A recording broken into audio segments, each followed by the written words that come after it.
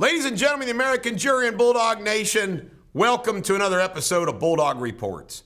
First on my list today is good old Mitch McConnell's proposal after the fact.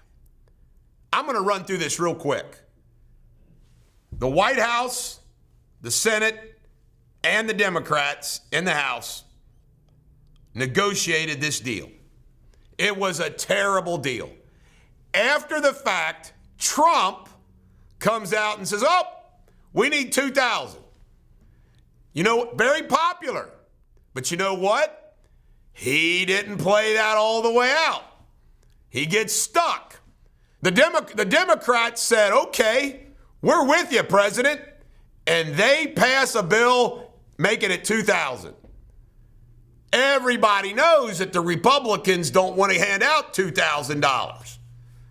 So what's McConnell done?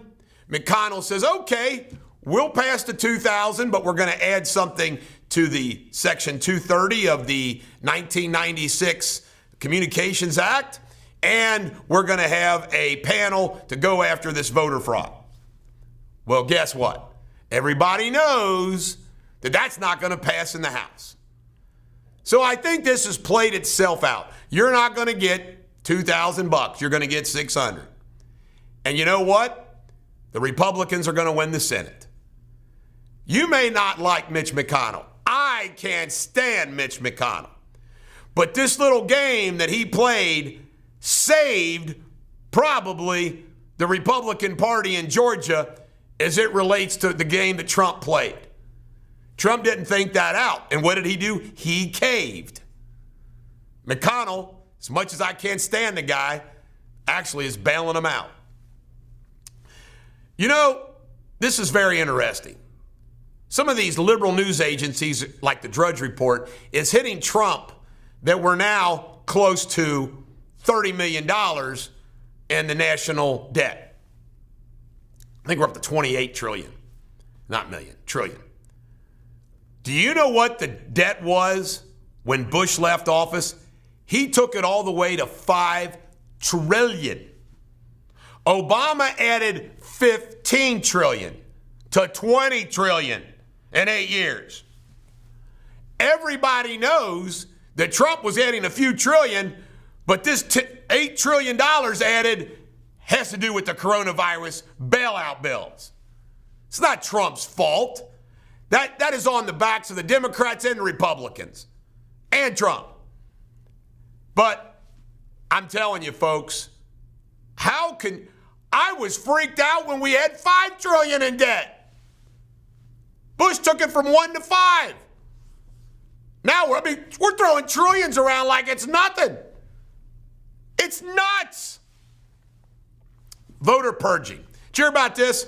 Stacey Abrams' sister is a federal judge who has refused to purge voting rolls that need to be purged because of whatever reason.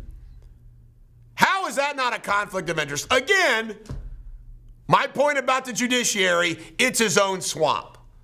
The judiciary once was looked at as this reverent, this wonderful, independent, austere, respected branch of our government. No more. They're political gangsters too. And that's where we are. Alec Baldwin and Hilaria.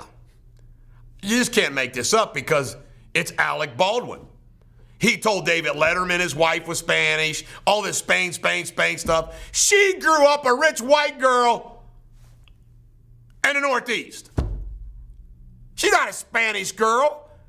She fakes a Spanish accent. Can you imagine if somebody that wasn't named Alec Baldwin's wife did this? And she's just Hillary, not Hilaria. In the wedding, they did all this Spain stuff.